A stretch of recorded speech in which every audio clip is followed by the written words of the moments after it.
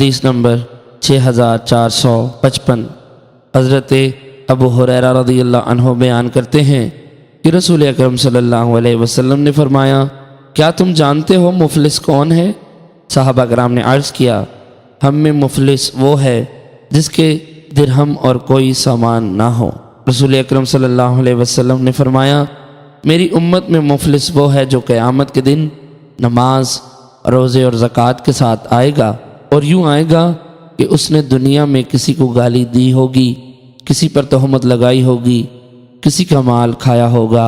کسی کا خون بہایا ہوگا اور کسی کو مارا پیٹا ہوگا، پس اس کی نیکیوں میں سے کچھ اس مظلوم کو دی جائیں گی اور جو کچھ دوسرے کو، اور اگر اس کی نیکیاں ختم ہو جائیں اور ابھی ان لوگوں کے حقوق پورے نہ ہوں تو اس کے گناہوں میں سے ایک شخص اس شخص پر ڈالے جائیں گے اور اسے جہنم میں پھینک دیا جائے گا۔